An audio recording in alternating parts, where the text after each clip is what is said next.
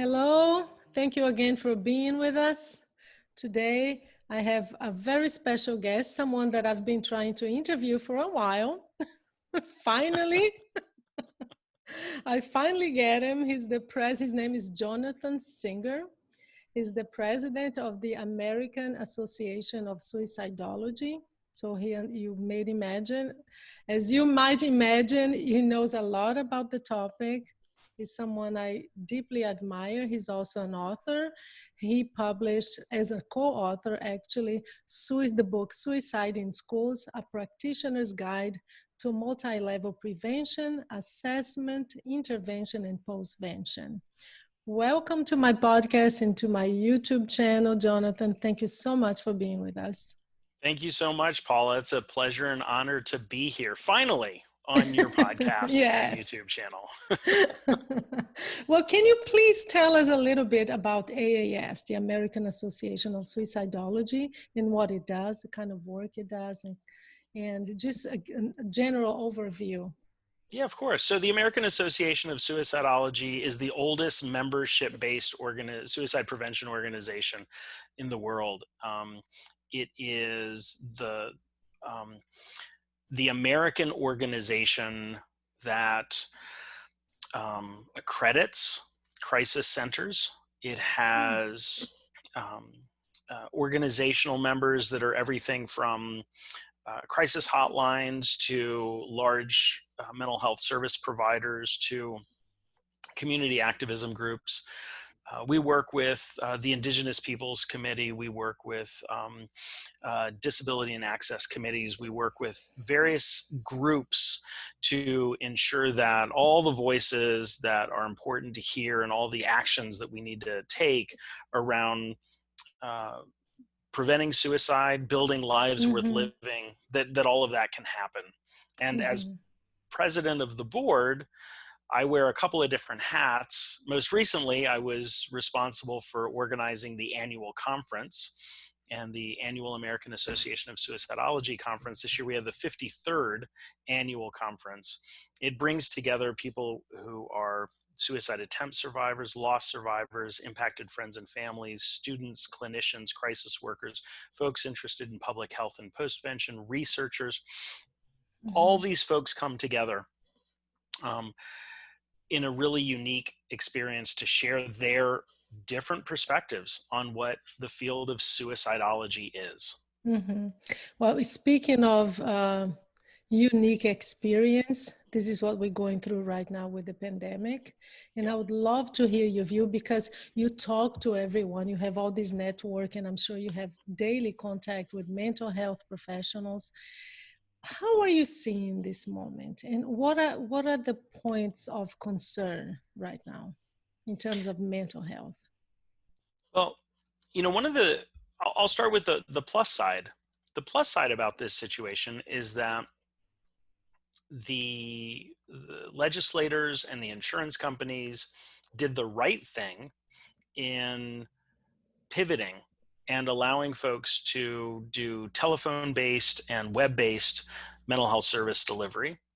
And so you have a lot of not just what we think of as traditional psychotherapy, but sort of case management, checking in, having connecting conversations between people and other providers. And that has actually been incredibly positive.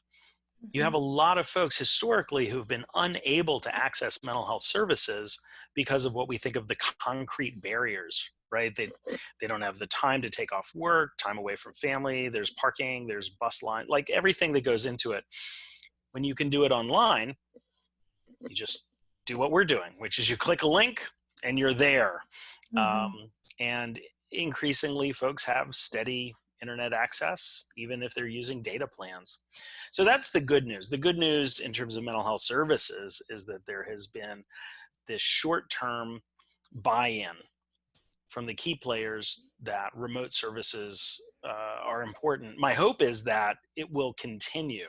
Now, of course, the downside is that we have seen levels of stress and anxiety go through the roof. We know neurologically that when people are experiencing high levels of stress, it's very difficult to be creative, right? It triggers chemical responses in the body similar to fight, flight, or freeze. And we've seen people incredibly stressed out. We've even seen it like when people drive, and people have not been driving as much these days because of the shelter at home, but traffic accidents are up. People are driving faster. They're more aggressive on the road. And I really think this is not just because they're like, ooh, less people. It's that there's this ongoing anxiety. And so we've seen an increase in stress and in anxiety, and this is translated into an increased number of calls to crisis centers. What it hasn't translated into so far that we know is an increase in suicide deaths. Hmm. I saw somewhere that the number of calls to one of these hotlines went up. I think it was almost 900%. Is that accurate? It could be. There's so many different hotlines. Mm-hmm. There's Crisis Text Line, there's National Suicide Prevention Lifeline, there's Trevor Project, there's Veterans Crisis Line. There are a bunch of different crisis lines out there, and everybody's got different populations and different stats. What I'll tell you is that the numbers to the National Suicide Prevention Lifeline haven't gone up as much as they have for Crisis Text Line.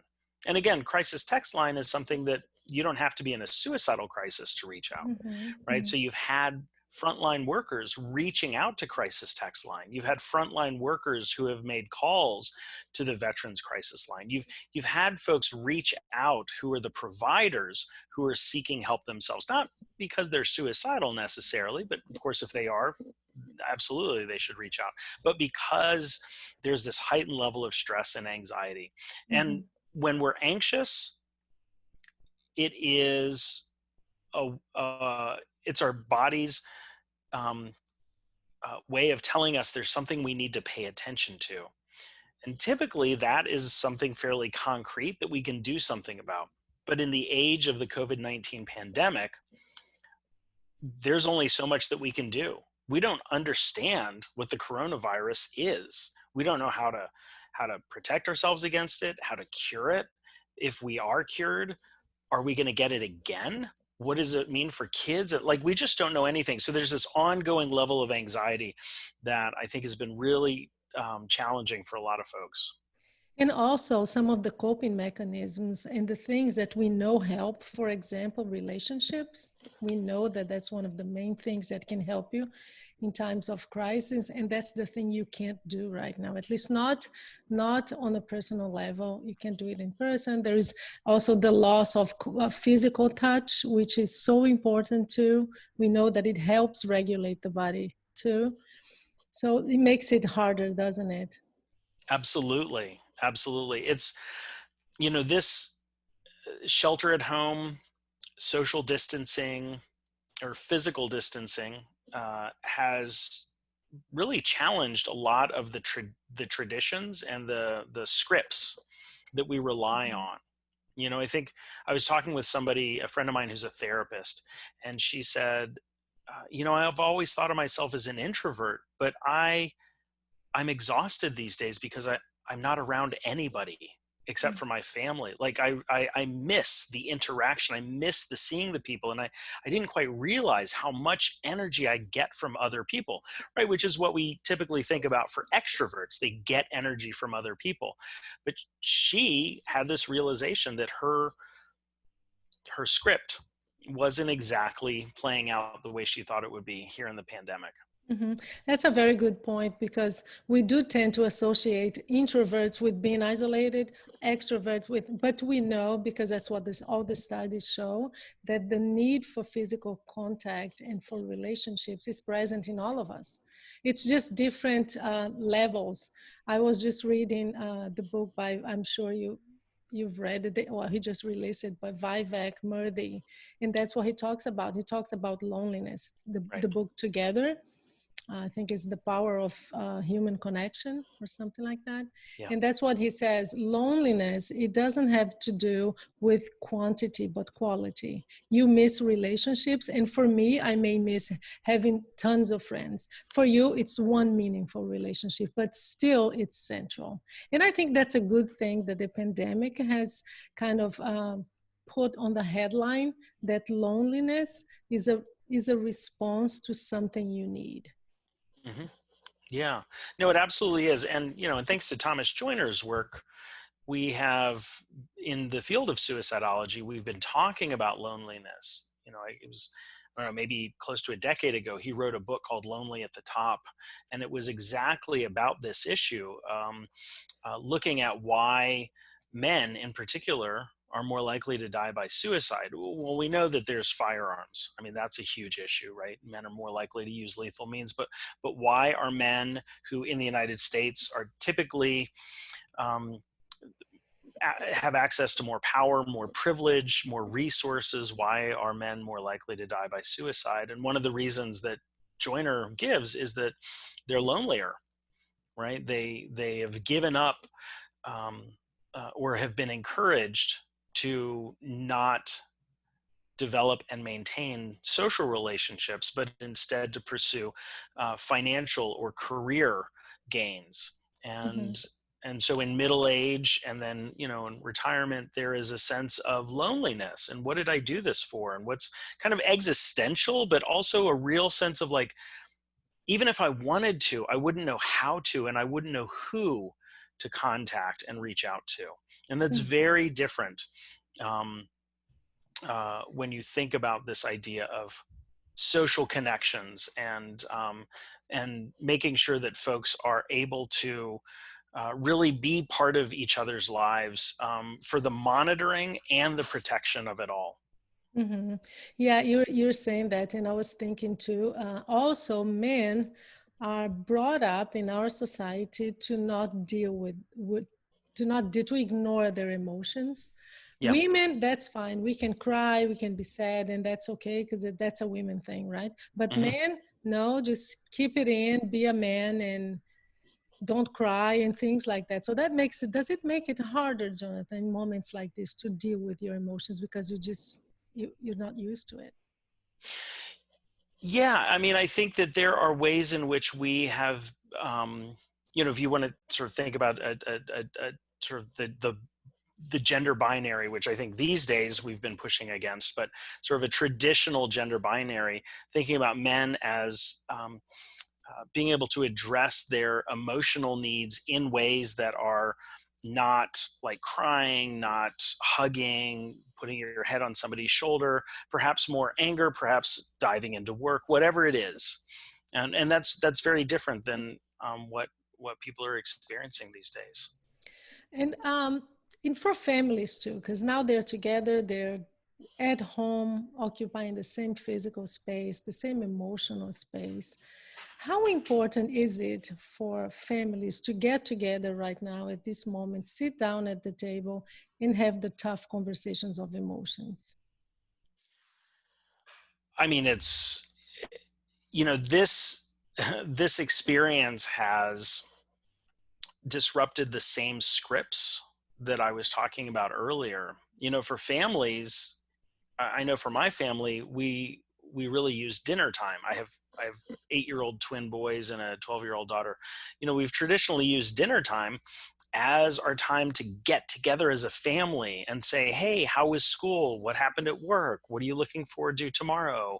Really making it special. Mm-hmm. But we're together all day, right? And we're Mm-hmm. yelling at each other all day, and sometimes we're giggling and tickling, and we're playing, and then we just need space away. And so the script for what makes time sacred and special in the family has shifted because of the pandemic. And so there might be times where, because of the shelter at home, it has been easier to talk about what's happening because we're around each other. So when my 8-year-old son says, I think it would be better to know that I was going to die than to have it sneak up on me, Mm-hmm. and to say, oh, where did that come from? And he's like, well, because people are dying.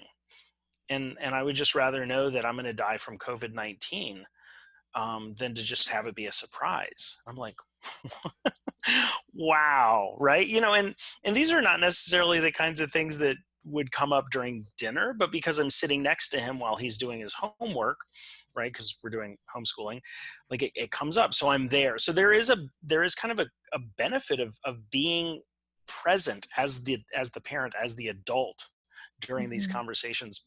But at the same time, shelter at home has made it really challenging to have kind of this special family time ritual, because all time is family time. All time is special. Yeah. Not so special. Or not so special. Yeah. What would you say, Jonathan, to the person who is at home and feeling lonely? Well, I think there are a lot of reasons why people feel lonely. And one of the things that I think that we can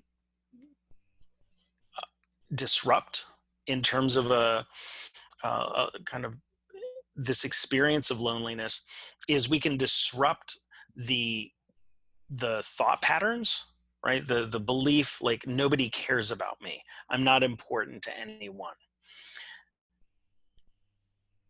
This is why we always encourage folks to reach out to others, right? There's this idea of, call 3 people that you care about and just check in with them.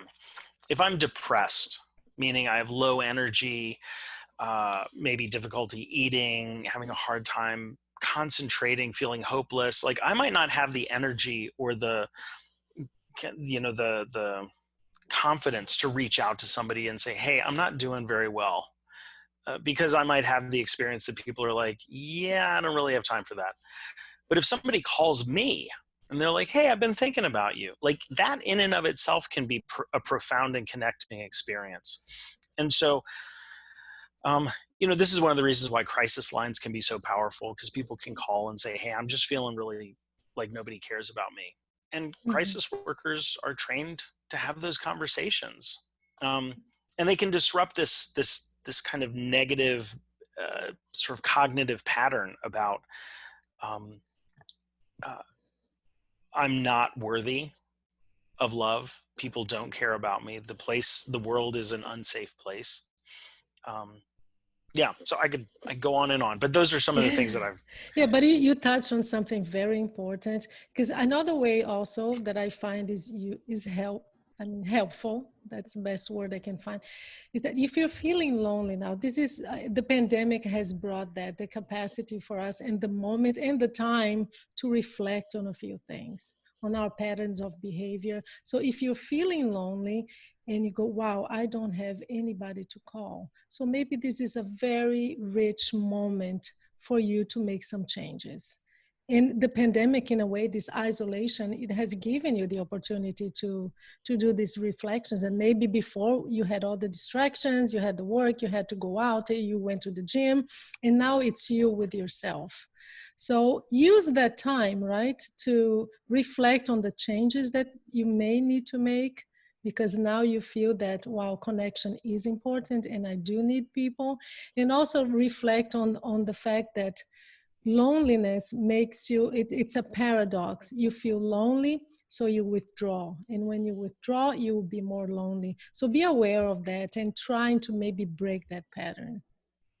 Yeah. Yeah. Jonathan, let's talk about suicide. Why should we talk about it?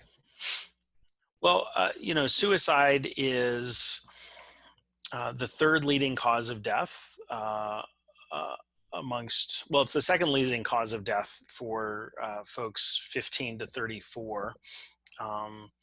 And it is in the top 10 leading causes of death for all adults in the United States. There are about 3 times as many people that kill themselves as are killed by other people in the United States. And the rates have been rising. So if you look at the suicide rates over the last decade, you see an increase, that a not insignificant increase. And we should talk about it because we don't really understand why the rates are rising. We just know that they are. Hmm. I'm thinking now of families who are dealing with this right now and they're at home, and suddenly what in the past used to be a place of safety, which is a hospital. So in some situation for a suicidal person, for example, they would think about committing themselves and going maybe to a hospital or out care patient or whatever. But now that's a source of fear. Hmm. It's not that it's not an option, but it's just symbolically it's different. So what would you say to families who are dealing with this, who have one of their members who have pre-existing mental health conditions, and they're in lockdown in their home, and what kind of suggestions can you give them right now? Well, one thing that I would say is that, the hospital has never been a great place for folks to go who are suicidal. If the hospital is the place that you first think about, I encourage you to think about other spaces, right? Mental health providers, um, crisis call centers, other family members and friends who can do outreach and connect with folks. Um, if you have to go to a hospital, I would say go. The psychiatric emergency departments of most hospitals are different than the emergency departments that are, uh, where the waiting room is full of people with gunshot wounds and, that might be positive for COVID-19. So I would go. I've actually heard that in a lot of places, the number of beds that are available for folks in psychiatric crises has gone up, Oh, that's good because news. people are not showing up to the hospital because of these concerns about COVID-19. Um, so don't go to the hospital as your first resort ever, because it's not a great place to go. But second of all, if you do need to go, go. Mm-hmm. Just to end, because we're going to have an interview in two parts. So the first part, we are talking about the pandemic and all the impact that it's having on mental health. And the second one, we're going to talk specifically about one of the topics that I know are of interest to you, suicide in schools, which is a major concern, right? Yeah. Yep. So just to end the first part, how are we mental health professionals doing in this pandemic? And what can we do? So I think mental health professionals are across the board, but some of the stressors that have come up for mental health professionals include the fact that, whereas nurses and doctors have been given personal protective equipment, mental health professionals have not. And yet we're still expected to do home visits. We're still expected to interact with folks. And so there's a heightened anxiety about exposure to COVID-19 as a result of our jobs. I think that there are certainly, not all, but many organizations where you have mental health professionals and medical professionals, and really the mental health professionals also provide some support, even if it's informal, to other folks. And when the stress among staff is increased, that leads to increased stress for the mental health providers. I also think that, at least in terms of an outpatient setting, there has been, again, a very positive experience for many mental health providers who have said, I never thought that I would like to do phone therapy or that I would really like to do anything with a webcam, but I've been surprised. It's been incredibly intimate and connecting, and to have somebody's voice literally in my ear and being able to take a walk or being able to do something engaging, either as the therapist or the client, that's been eye-opening for lots of folks. So the pandemic hasn't been all bad. There's No. been some very positive things that have come out of it for mental health providers. But overall, I think that as people's mental health needs have gone up because of the stress, the anxiety, the fear, needs for Mhm. services have also increased, and that always brings with it some burden. Uh-huh. And the other thing, I was thinking about this the other day because my patients are all also online all of them video. I'm not doing phone, but video. And I was thinking the other day of something that Irvin Yalom talks about all the time. In one of his books, he said, one of the best things I did that really helped me get to know my patients, and I wish I had more time, was to go to their homes for some medical reason. And that really told me so much about my patients. And now that's what's happening, right?